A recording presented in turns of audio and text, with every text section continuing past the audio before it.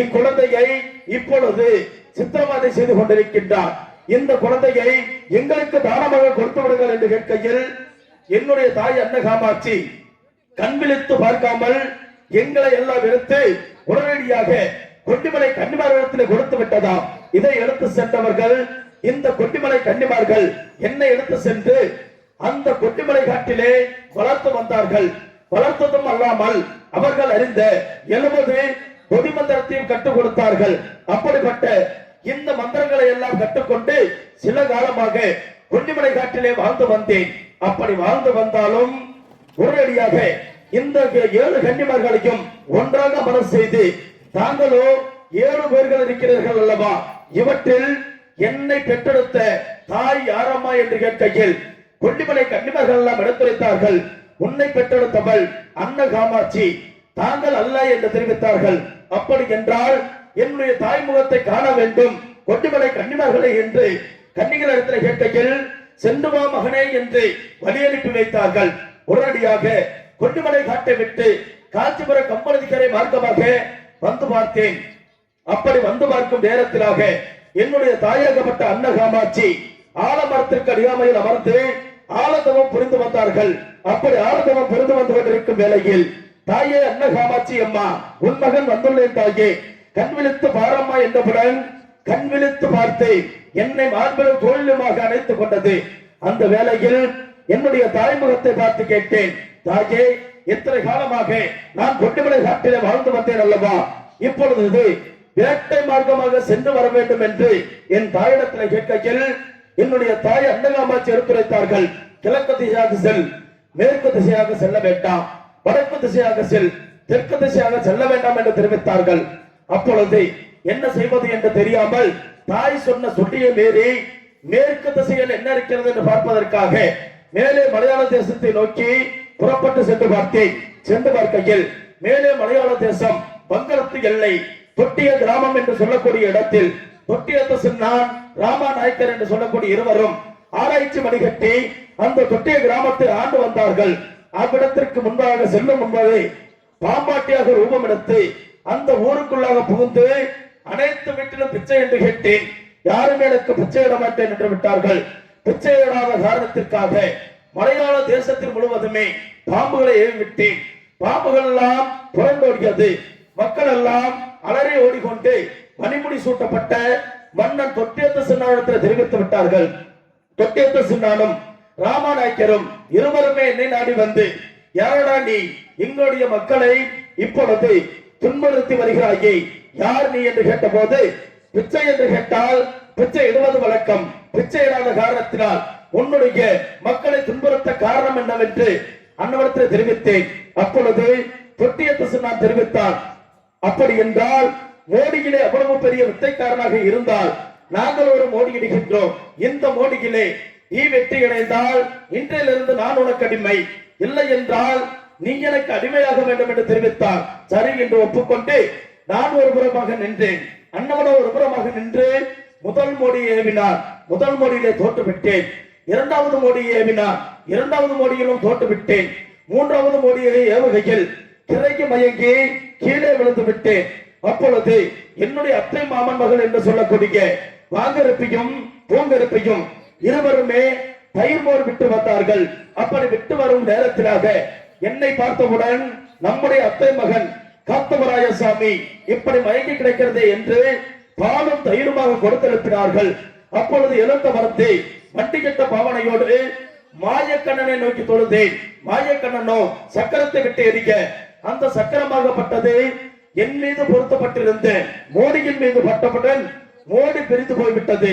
மோடி பிரிந்த காரணத்தினால் தொட்டியத்த சின்னானை அடிமையாக்கிக் கொண்டு காஞ்சிபுர கம்பளதிக்கரை மார்க்கமாக அழைத்து சென்றேன். சென்ற போது என்னுடைய தாய் அன்ன காமாட்சியை பார்த்தவுடன் கண்ணீரும் கம்பளமாக நின்று கொண்டிருந்தான். யாரடா மகனே நீ? என்னுடைய மகன் உன்னை அடிமையாக்கி வர காரணம் என்ன? நீ எந்த ஊரை சேர்த்தவன்? தாயின் தந்தையின் பெயர் என்ன என்று என் தாய் அன்ன காமாட்சி கேட்கையில் தொட்டியத்த சின்னான் எடுத்துரைத்தான். அம்பா, நான் மேலே மலையாள தேசத்தை சேர்ந்தவன். என்னுடைய தந்தையின் பெயர் ராமாநாயக்க, என்னுடைய தாயின் பெயர் மதுரையில் உள்ள திருமுடி கண்ணியின் மகனம்மா என்று அண்ணவனை எடுத்துரைத்தாள். அப்படி எடுத்துரைத்த போது என்னுடைய தாய் அன்னகாமாட்சி தெரிவித்தார்கள். மதுரை திருமுடி கண்ணிக்கு மகன் என்றால் இந்த அன்னகாமாட்சிக்கும் நீ மகன்தான். ஏனென்றால் இந்த அன்னகாமாட்சியும் திருமுடி கண்ணியும் இருவருமே அக்கா தங்கைமார்கள். அதை போலவே இந்த காத்தவராயனும் தொட்டியத்து சின்னானும் இருவருமே ஓர்வாய் மக்கள் தான் என்று என்னுடைய தாய் அன்னகாமாட்சி சொன்ன பிறகுதான் எங்களுக்கு தெரிய வந்தது. அன்றிலிருந்து இன்று வரை என் தாய் சொன்ன பிரகாரம் எங்கு சென்றாலும் ஒரு முகமாக செல்வதே வழக்கம். அப்படி இருந்தாலும் கூட ஒரு நாள் வேலையிலே தெற்கு முகமாக என்ன இருக்கிறது என்று பார்ப்பதற்காக நானும் எனது தம்பி தொட்டியத்து சின்னானும் வேட்டை மார்க்கமாக சென்று பார்த்தோம். சென்ற இடத்தில் எனக்கு தண்ணீர் தாகம் அதிகரித்து விட்டது. தண்ணீர் தாகம் அதிகரித்து விட்ட காரணத்திற்காக என்னுடைய தம்பி தொட்டியத்து சின்னானத்திலே தம்பி சென்று எனக்கு தண்ணீர் தாகம் அதிகமாக இருக்கிறது, எங்காவது சென்று தண்ணீர் கொண்டு வர வேண்டும் என்று சொன்ன போது அருகாமையில் ஓடிக்கொண்டிருந்த மஞ்சளாட்டிலே சென்று நீர் எடுத்து வந்து என்னிடத்தில் கொடுத்து இதை அருந்துங்கள் அண்ணா என்று சொன்னான். அருந்தி பார்க்கையில் அந்த நீராக்கப்பட்டது கொத்து மஞ்சள், கொடுகு மஞ்சள், கொல்லா பறக்கக்கூடிய சேலத்து சின்ன மஞ்சள் என்று வாடை வண்ணமாக வந்தது. இந்த நீராகப்பட்டது எங்கிருந்து வருகிறது தம்பி என்று என் தம்பியிடத்தில் கேட்கையில் இந்நீராகப்பட்டது எங்கிருந்து வருகிறது எரு இதோ நான் தெரிவிக்கிறேன் அண்ணா என்று வெற்றிலையை எடுத்து தன்னுடைய கையிலே இருக்கக்கூடிய அஞ்சன மையை போட்டு என்னிடத்தில் தெரிவித்தான். அண்ணா, இந்த நீராகப்பட்டது எங்கிருந்து வருகிறது என்றார். புத்தூர் அக்ரஹாரம், புதுச்சேரி அர்பேட்டை, ஆரியப்பன் ராசன் கோட்டைக்கு நடுவிலாக 7 துறை கட்டி ஒரு பெண்பால் குளிக்கக்கூடிய நீராகப்பட்டது இவ்வளவு வாடை வண்ணமாக வருகிறது அண்ணா என்று தெரிவித்தார். அந்த வேளையில் ஒரு பெண் குளிக்கக்கூடிய நீராகப்பட்டது இவ்வளவு வாடை வண்ணமாக வருகிறது என்றார். அந்த பெண்ணை நான் பார்த்தாக வேண்டும் தம்பி என்று என் தம்பிடத்தில் கேட்கையில் அண்ணா அங்கு சென்று இந்த பெண்ணை பார்த்து வர முடியாது அண்ணா என்று தெரிவித்தார். ஏன் என்று கேட்டால் 8 சுத்து கோட்டை இரும்பேராத மண்டபம், 10 சுத்து கோட்டை பாம்பேராத மண்டபம், மன்னன் தலையாரி என்று சொல்லக்கூடிய இருவருமே மதில் மீதில் காவலாக இருக்கிறார்கள் அண்ணா. அதனால் இந்த பெண்ணை பார்த்து வர இயலாது என்று சொன்னான். அப்படி என்றால் எப்படி சென்று இந்த பெண்ணை பார்த்து வருவது என்று கேட்கையில் இதோ வருகின்ற இந்த நீரில் கெண்டை மீனாக ரூபம் கொண்டு அந்த பெண்ணை பார்த்து வருவாய் அண்ணா என்று தெரிவித்தார். சரி என்று அந்த வருகின்ற மஞ்சள் ஆற்றில் கெண்டை மீனாக ரூபம் எடுத்து குளிக்கக்கூடிய நீதியில் எதிர்நிதலாக நீதி சென்று கொண்டிருந்தேன். அப்படி சென்று கொண்டிருக்கும் வேளையில் அந்த நீரிலே வாழக்கூடிய 1000 பெண் கட்டைகள் வழிமறைத்துக் கொண்டது. வழிமறைத்துக் கொண்ட காரணத்திற்காக 1000 பெண் கட்டைகளுக்காக கொல்லிமலை கடக பொதுகளை வரவழைத்து 1000 பெண் கட்டைகளுக்கு 1000 ஆண் கட்டைகளாக உருமாற செய்து ஒன்றுக்குடன் ஒன்றாக இணைய செய்துவிட்டு நான் ஒருவன் மட்டும் புறப்பட்டு சென்று பார்த்தேன். அண்ணவள் 7 துறை கட்டி உள்ளே குளித்துக் கொண்டிருந்தார். அந்த 7 துறையை கிழித்து உள்ளே சென்று குளிக்கக்கூடிய அழகினை ரசித்து பார்த்து கொண்டிருக்கும் வேளையில் நீராடக்கூடிய ஒரு கூந்தலாகப்பட்டது கீழே நழுவி விழுந்து என்னுடைய செவில் ரெக்கையிலே சுட்டிக் கொண்டது. சுட்டிக் கொண்ட காரணத்தினால் என்னால் நீந்த முடியவில்லை. தம்பி சின்னானை மனதார எண்ணி தம்பி சின்னு இந்த வேளையில் என்னை காத்தருள வேண்டும் என்றவுடன் அந்த கருடனின் ரூபம் கொண்டு கரையேற்றி சென்றான். கரையேற்றி சென்றதும் அல்லாமல் என் மீது சுட்டுகிருந்த அந்த கூந்தலை பிரித்து பார்க்கையில் ஒரு கூந்தலாகப்பட்டது 60 பாகம் என்று தெரிய வந்தது. அப்படி இருந்தாலும் மயிரோ இவ்வளவு என்றால் அந்த மங்கையானவள் எவ்வளவாக இருப்பாள், கூந்தல் இவ்வளவு என்றால் அந்த கொடியடையானவள் எவ்வளவாக இருப்பாள் என்று அன்று வைத்த ஆரியமாலா பெண்ணின் மீது ஆசையை இருந்தாலும் என்னுடைய தம்பி சின்னான் மேலே மலையாள தேச மார்க்கமாக சென்று 2 நாளுக்குள்ளாக வந்து விடுகிறேன் அண்ணா என்று தெரிவித்து சென்றவன் இன்னும் வரை காணவில்லை. தம்பி அழைத்துக் கொண்டு இப்பொழுது காஞ்சிபுரம் கம்பளதி கரைக்கு புறப்பட வேண்டும். ஏனென்றால் இன்று வெள்ளிக்கிழமை தூரமாக என்னுடைய தாயாகப்பட்ட அன்னகாமாட்சிக்கு செய்ய வேண்டிய காலை மாலை உச்சி 3 பூஜையும் செய்து முடிக்க வேண்டும். இதோ என் தம்பி எதிர்பார்த்து புறப்படுகின்றேன்.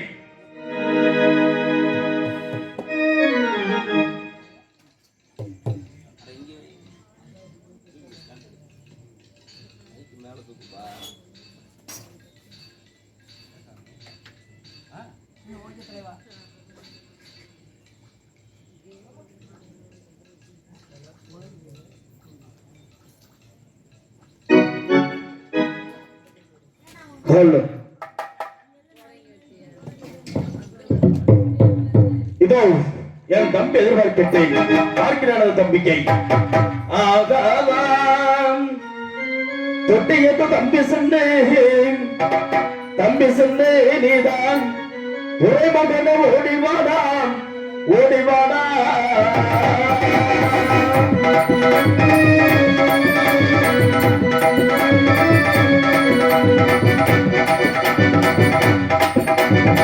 தொட்டியது தம்பி சொன்னே நீதான் ஒரே மகனை ஓடிவாடா ஓடிவாடா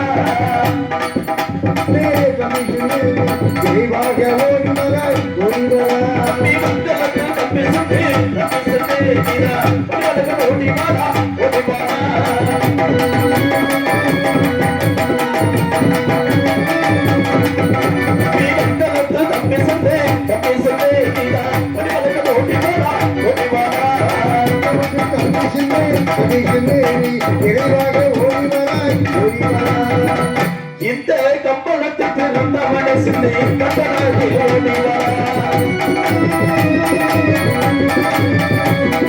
ராமாச்சி அவகத்தடி எம்மனே ஓடிவா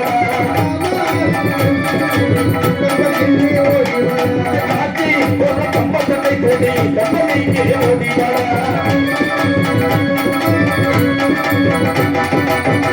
மலையாள தேசம் விட்டு ரம்மி ஓடிவாடா மலையாள தேசம் விட்டு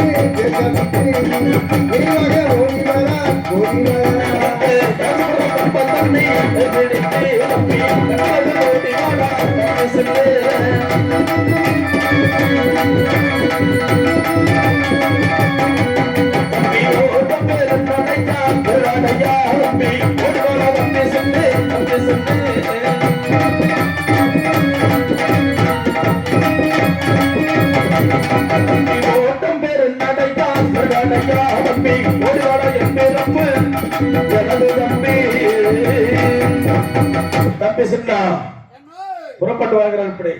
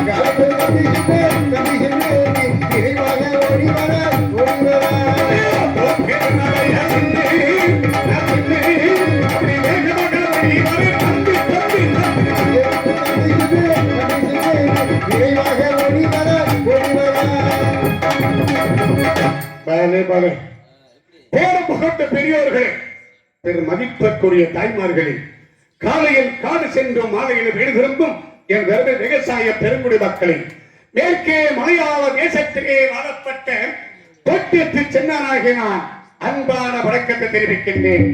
இந்த தொட்டியத்து சென்னனாகப்பட்டவன் எப்படி பிறந்து எப்படி வளர்ந்தேன் என்றால், பார்வைக்கு பரமசனுக்கு ஒரு நாள் வாதத்திற்கு ஏற்பட்டு பூலோகத்திலே காசிக்கு செல்லும் வழியில் காஞ்சி மனத்தை உண்டு செய்து காஞ்சிபுரத்திலே தாமரைக்க செய்துவிட்டு நேராக புறப்பட்டாராம் ஈஸ்வரர். அந்த நேரத்திலே ஈஸ்வரர் தலைக்கு நிர்ணயிக்கப்பட்ட கங்காதேவி கேட்டதாம், சாமி என்னுடைய அக்கள் பேரு சாபத்தை கொடுத்து சென்று கொண்டிருக்கின்றீர்களே, அக்களை கொடுத்த சாபமாகப்பட்டது எனக்கு பாக தேவை என்று கேட்டதாம். அப்பொழுது ஈஸ்வரர் தெரிவித்தாராம், கங்கா ஈஸ்வரியானவர் செய்யாத குற்றத்தை செய்துவிட்ட காரணத்தால் பூலோகத்திலே காசிக்கு சென்ற வழியில் காஞ்சிபுரத்தை ஒன்று செய்து காஞ்சிபுரத்திலே தாமரைக்க செய்துவிட்டு நேராக புறப்பட்டுக் கொண்டிருக்கிறேன். இந்த நேரத்திலே உன்னுடைய அக்களை கொடுத்த சாபமாகப்பட்டது உமக்கு பாக தேவை என்றால் மதுரை மீனாட்சி கோயிலுக்கு முன்பதாக திருமுடி கன்னியாக உருவெடுத்து அங்கே தவம் புரிந்தால் உனக்கு பாதி சாபம் என்று தெரிவித்தாராம். சாமி இந்த சாபமாகப்பட்டது எங்களுக்கு எப்பொழுது தீரும் என்று கேட்டான் கங்காதேவி. அப்பொழுது ஈஸ்வரர் தெரிவித்தாராம், மேற்கே மலையாள தேசத்திலே ராமாயணக்கு என்பவருக்கு குழந்தை பாக்கியமே இல்லை. போரும் காலை மாலை உச்சி என்று சொல்லப்பட்ட வேளையில் பூஜைகளை செய்து வந்து கொண்டிருக்கிறார். ஒரு நாள் வேளையில் மதுரை மீனாட்சி கோயிலுக்கு முன்பதாக வந்து, தாயே மதுரை மீனாட்சி அம்மையே எனக்கு ஒரு குழந்தை வாய்க்க வேண்டும், எனக்கு ஒரு புத்திர வாய்க்க வேண்டும் என்று வழங்கிக் கொண்டிருப்பார். அந்த நேரத்திலே 33 கோடி தேவர்கள் 46 ரிஷிவர்கள் அனைவரும் ஒன்றாக கூடி உன்னுடைய கரங்களில் ஒரு குழந்தை திட்டத்தை தருகிறோம். அந்த குழந்தையாகப்பட்டவரை மலையாள தேசத்து ராமா நாயக்கருக்கு தத்து மகனாக கொடுத்தால் அப்பொழுது திருமுறையை சாவுண்டு தெரிவித்தாராம். அதுபடியாகவே மலையாள தேசத்து ராமா நாயக்கருக்கு என்னை தத்து மகனாக கொடுத்து மலையாள தேசத்துக்கு எடுத்து சென்று பாலூட்டி சீராட்டி தாராட்டி வளர்த்து வந்தார்கள். எனக்கு திருவிழைந்து வந்தவுடன் அவர் கட்டக்கூடிய பெண்கள் 6 பேருக்கு மனமுடித்து வைத்து மலையாள தேசத்தை அரசு வட்ட கட்டி வைத்தார். அதை விட்டு இல்லை, அவருக்கு தெரியக்கூடிய மந்திரம் 60 மந்திரம் மந்திரத்தை கட்டி கொடுத்து மலையாள தேசத்திலே மந்திர குடி கட்டி அங்கு வந்தேன். எப்படி என்றால் எனக்கு தெரியாமல் என்னுடைய அனுமதி இல்லாமல் யாருக்கும் நன்மை செய்யக்கூடாது, யாருக்கு பிச்சை போடக்கூடாது என்று கட்டளையிட்டு அரவணைக்கு சென்று என்னுடைய மனைவி மக்கள் இடத்திலே என்னை ஏற்றி நீராடி கொண்டிருக்கிறேன். அந்த நேரத்திலே என்னுடைய நாட்டு மக்கள் அத்த வேலும் கட்டி கலவி கொண்டு வந்தார்கள். என்று கட்டி, சாமி யார் என்று தெரியவில்லை, பாம்பாட்டாக வந்து பிச்சை கேட்டான். பிச்சை போடுவது மறுத்துவிட்ட காரணத்தால் வீட்டுக்கு ஒரு பாம்பாகவும் கடைக்கு ஒரு பாம்பாகவும் ஏகவிட்டு அரசியல் என்று தெரிவித்தார்கள். ஆஹா, இந்த மலையாள தேசத்திலே 9 கம்பளம் 18 தொட்டியும் ஆதிசக்கமார் வாக்கு பெற்று நலமாக இருக்கின்ற பொழுது இந்த பாம்பளை ஏகவிட்டுக்கிறான் என்றால் இவன் யார், எப்பேற்பட்டவன், இவரை பார்த்தாக வேண்டும் என்பதற்காக நானும் என்னுடைய தந்தை ராமா நாயக்கரும் இருவருமே சென்று கேட்கிறோம். எந்த ஊரை சேர்ந்தவன், எந்த நாட்டை சேர்ந்தவன், எங்களுடைய நாட்டிலே பாம்பளை ஏகவிட்டிருக்கிறாயே யாரடா என்று கேட்கின்ற போது அவன் கூறுகிறான், நான் யாராக இருந்தால் என்ன, பிச்சை கேட்டால் பிச்சை போடுவது மக்கள் மறுத்தால் இன்னும் பாம்பளை ஏகவே என்று தெரிவிக்கிறான். என்னுடைய தந்தை சொல்கிறான், எங்களுக்கு தெரியக்கூடிய மந்திரம் 60 மந்திரம், ஒரே ஒரு மோடி மந்திரத்தை ஏகவே மந்திரத்தை எடுத்துவிட்டால் என்னுடைய வளர்ப்பு மகன் தொட்டு சென்னானை உனக்கு அடிமையாக தெரிவித்தார். ஏற்றுக்கொண்டான். மோடி மந்திரத்தை ஏகவிட்டேன். எப்படி என்றால் 7 எலுமிச்ச கடிகள், 7 கோழி முட்டைகள், நிற சொம்பு தண்ணீர், வெள்ளாட்டு தலை வெட்டி முன்பதாக வைத்து ஆதி சக்கரங்களை இணைத்து வண்ணமாகவே மோடி மந்திரத்தை ஏகவிட்டேன். மந்திரத்தை இணைத்து விட்ட காரணத்தால் தந்தை சொல்லுக்கு மறுக்காமல் ஆதி சக்கமார் வாக்கு நிலைக்க வேண்டும் என்பதற்காக அவருக்கு பின்பாக அடிமையாக சென்றேன். எங்கே காஞ்சிபுரம் கம்பன் அதிகம் அழைத்து சென்றான். என்றைக்கு பார்க்கதனா ஒரு தாயை பார்த்து, அம்மா தாயே தாயே என்று கட்டி கதறி அழுது கொண்டிருக்கின்ற போது அந்த தாய் தெரிவித்தது, மகனே உன் அழைத்து வந்திருக்கிறாரே என்னுடைய மகன், நீயோ என்னுடைய தங்கை மகன், இருவரும் எங்கே சென்றாலும் தோளுக்கு தோளாகவும் துணைக்கு துணையாக சென்று கொடுக்க வேண்டும் என்று ஒரு சத்தியத்தை வைத்து விட்டார். அன்றிலிருந்து இன்று வரை என தெரியாமலே சென்று கொண்டிருக்கிறோம். ஒரு நாள் வேளையில் தென்திசை மார்க்கமாக வேட்டைக்கு சென்று தண்ணீர் தாகம் அதிகரித்து பக்கத்தில் மஞ்சராத்திரை நீர் இருந்துகின்ற பொழுது அத்தனை பன்னீர் சபாத உண வாசனைகள் அந்த நீரிலே கலந்த உணவாக வந்து கொண்டிருக்கார். அடே தம்பி, இந்த நீராகப்பட்டு எங்கே வருகிறார் பார்க்க வேண்டும் என்று தெரிவித்தார். நினைத்தேன் ஆதி சக்கமலை அந்த மைய போட்டு பார்த்தேன். அப்பனுக்கு தெரிய வந்தது புத்தூர் அக்கரகம் புதுச்சை நல்பேட்டை ஆரியப்பூர் ராஜன் மகன் ஆரியமானா நீராடி கொண்டிருக்கின்ற நீரினை தெரிவித்தேன். தம்பி, இந்த நீரே இப்படி வாசனை இருக்கிறான். அந்த பெண்ணாக பெற்றவன் எப்பேற்பட்டவன் பார்த்தாக வேண்டும் என்று தெரிவித்தார். வல்லருக்கு தந்தை சென்ற அந்த பெண்ணை பார்த்து வதவி கூறுகிறார். தம்பி அடைந்தால் அந்த பெண் அடைந்தாக வேண்டும், இல்லையானால் இந்த மண்ணுக்கு நான் எரியாக விட்டாய் என்று கூறுகிறார். அப்பொழுது நான் தெரிவித்து மலையாள தேசத்தில் என்னுடைய மனைவி மக்கள், நாட்டு மக்கள் அனைவரும் பிரிந்து உங்களுக்கு பின்பாக அடிமையாக வந்திருக்கிறேன். எனக்கு 2 நாள் விடை கொடுத்தால் மலையாள தேசத்துக்கு சென்று வருகிறேன் என்று 2 நாள் விடைபெற்று வந்தவன் இன்றோடு 3 நாள் ஆகிவிட்டார். காஞ்சிபுரம் கம்பு நதிக்கரைகாவல் என்னுடைய பெரிய தாய் மகன் கத்தவராயும் தம்பியை காணவில்லை, சின்னனை காணவில்லை என்று வழி மீது விழிவைத்து காத்துக் கொண்டிருப்பார். அதற்காக இந்த மலையாள தேசத்தை விட்டு நான் காஞ்சிபுரம் கம்பைக்கு சென்று என்னுடைய அனுராகப்பட்டவை அது சீக்கிரமாக சகித்தாக வேண்டும். பெறப்படுகிறேன் இப்பொழுது.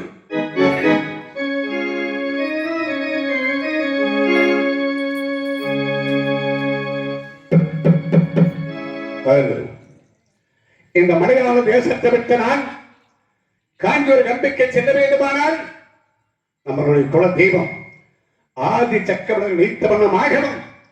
காளி மாறி தொக்கை பிராண்ட சொல்லப்பட்ட அனைத்து தெய்வங்களையும் நான் வணங்கிக் கொண்டே சென்று கொண்டிருப்பேன். அப்படி இருக்கின்ற பொழுது இந்த இடத்திலே வருகின்ற மக்களுக்கெல்லாம் அருளி எல்லாம் வாரி வணங்கிக் கொண்டிருக்கக்கூடிய நம்மளுடைய தெய்வமாகப்பட்டது, இந்த முத்தாளனுடைய அருளாகப்பட்டது நீதியோடு நேர்மையோடு மக்களை காத்து ரட்சித்து உண்மையாக இருந்தால், மெய்யாக இருந்தால், நான் அழைக்கின்ற பொழுது 3 மக்கள் அழைக்கின்ற இடத்துல அருள் சக்தி காட்டியாக வேண்டும். கொஞ்சம் தயவு செய்து படத்திற்கு எந்திரிச்சு போறோம் சாமிகளா, கொஞ்சம் எந்திரிச்சு போறோங்க, எந்திரிச்சு போறோம் சாமி.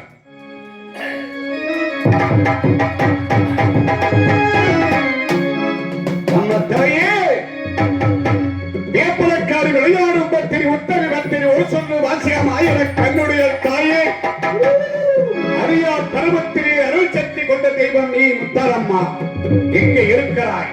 ஓடி வர வேண்டும் தாயே, ஓடி வர வேண்டும்.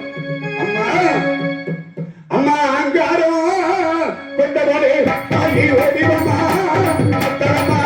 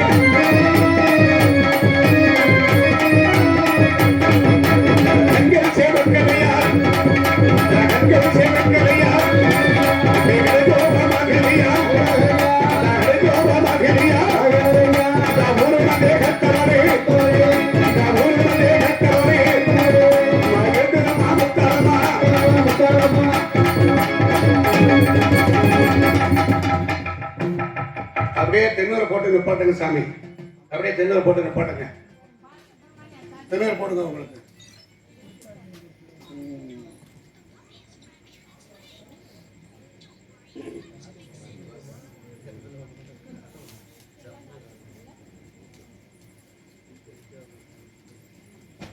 அப்படியே தென்னூர் போட்டு நிப்பாட்டுங்க சாமி.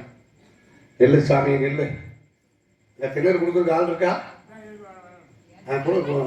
சாமி இப்படி எல்லாம் நம்ம தெய்வத்தை கண்ணில் பார்த்தவங்க யாரும் இல்லை. எப்படியா தம்பி, தெய்வத்தை பார்த்துருக்கோமா? இல்லை. சிலை வடிவத்திலேதான் தெய்வம் என்று நம்புறான், அது உண்மைதான். அதனால மணி உருவத்தில் இருக்கிறது என்று சொன்னால் முந்தி தவம் இருந்த 300 நாள் சுமர்ந்து ஒரு ஈரம்பு கெடுக்காம நம்மளை ஈண்டெடுக்கின்றார்களே 2 தெய்வம். யார்? நம்மளுடைய தாயும் தந்தை, அவர்கள் நம்மளுக்கு தெய்வம். அவர்கள் பார்த்து சொன்னாதான் தெய்வம் நல்லவங்க கெட்டவங்க அப்படின்னு தெரியும். அதனால அந்த தெய்வங்களை தெய்வமாக நினைத்து எந்த மனிதராகப்பட்டவன் வாழ்கின்றானோ அவனும் தெய்வத்துக்கு சமம் என்று சொல்வார்கள். அவர்களை எப்படி நினைத்தாக வேண்டுமானால்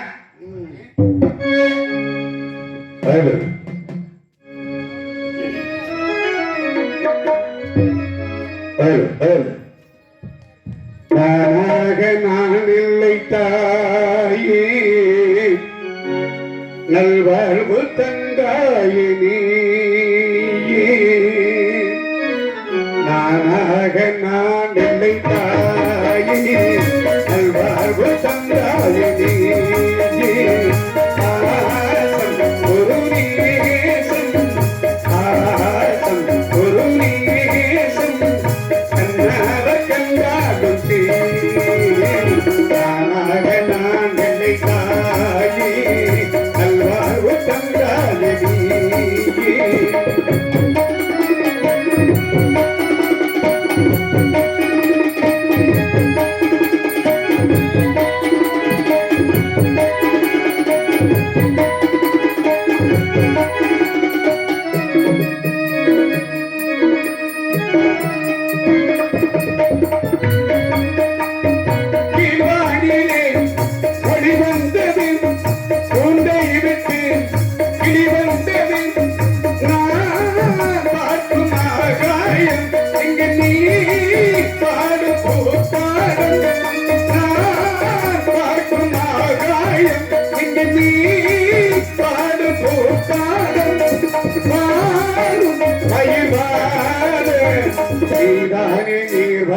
கார்மேகம் நானாக நான் இல்லை தாயே, நல்வாழ்வு தந்தாயே நீயே.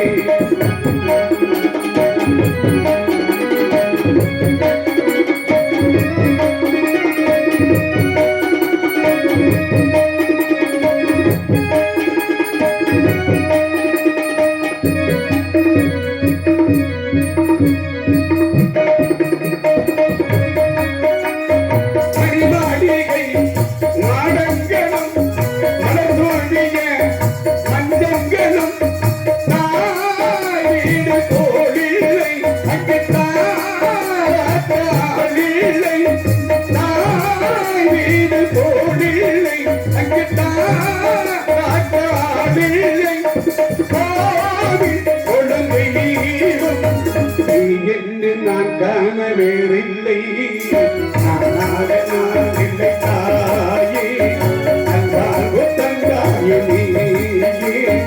ஆசம் ஒரு நேசம், ஆசம் ஒரு நேசம், கண்ணாட கண்ணாடும் நானாக நான் இல்லை தாயே, நல்வாழ்வு தந்தாயே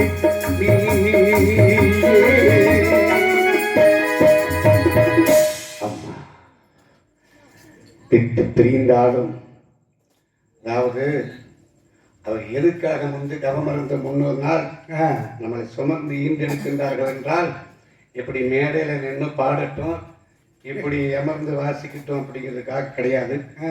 கடைசி காலத்தில் நம்மளை நாராம நசங்காம நம்ம குழந்தைங்க நம்மளை கொண்டு காடு சேர்த்தணும் அப்படின்ட்டு அவங்க அவ்வளோ கஷ்டப்பட்டு நம்மளை உருவாக்குறது.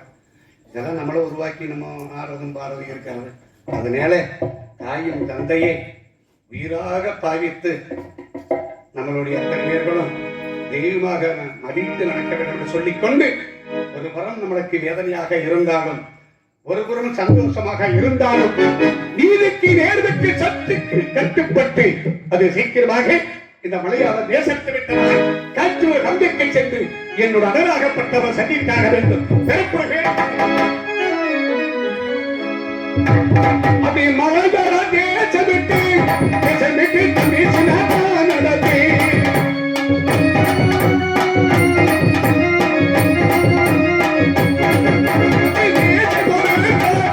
ஒரு கழகன்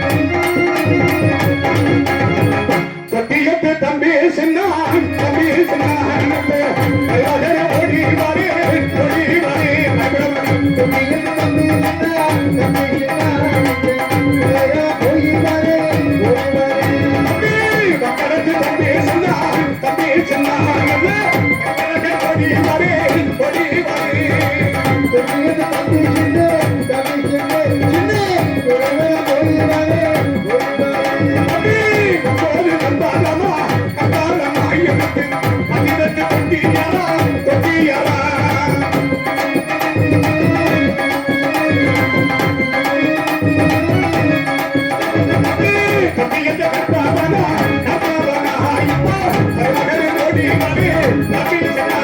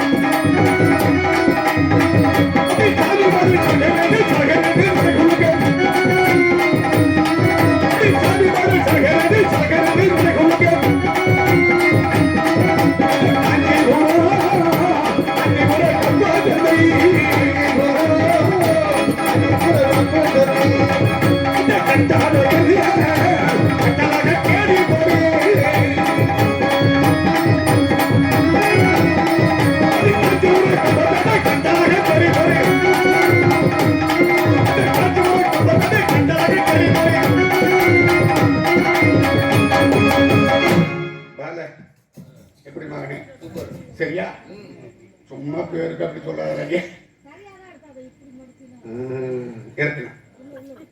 எனக்கு இந்த இடத்துல பிடிக்கிறதுக்கு நம்ம நேரம் பெரியவர் வரலாம் இது ஏன்னா வெப்ப நல்ல மணியோட நாங்கள் ஒரு காலத்துல என்ன ரன்னிங் இருந்தது தெரியுமா அது அப்படி இருந்தது ஆனா என் உயிர் நண்பன் நல்லா இருக்கணும் இருக்கட்டும் அதனால அண்ணா சரண சரணாமண்ணா சரணாமண்ணா அண்ணா அருவாரி தம்பி சென்னா தம்பி சென்னா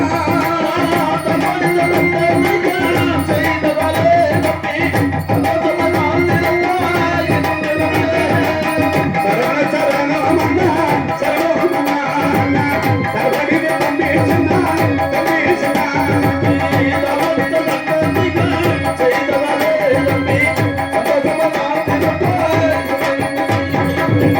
அண்ணா மலையாள தேசத்திற்கு சென்று 2 நாளுக்குள்ளாக வருகிறேன் தெரிவித்து விட்டு சென்னேன் அல்லவா உண்மைதான் தம்பி. என்னுடைய மனைவி மக்கள் நாட்டு மக்கள் நான் வணங்கக்கூடிய தெய்வ ஆலயங்களை எல்லாம் பார்த்து வருவதற்கு கொஞ்சம் தாமதமாகிவிட்டது.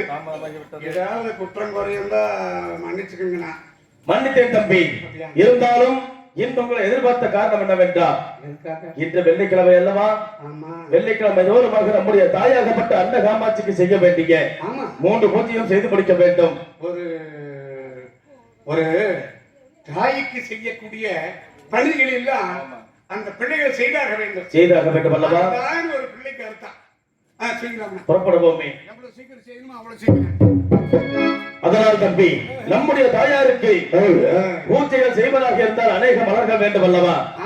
எடுத்துக்கொண்டு புறப்படுவோமே. எப்படி போலாம்? எப்படி என்றால் நமது தாயினுடைய பாதத்துக்கு தம்பி மலர் எடுப்போம். தாயினுடைய பாதத்துக்கு தம்பி மலர் எடுப்போம்.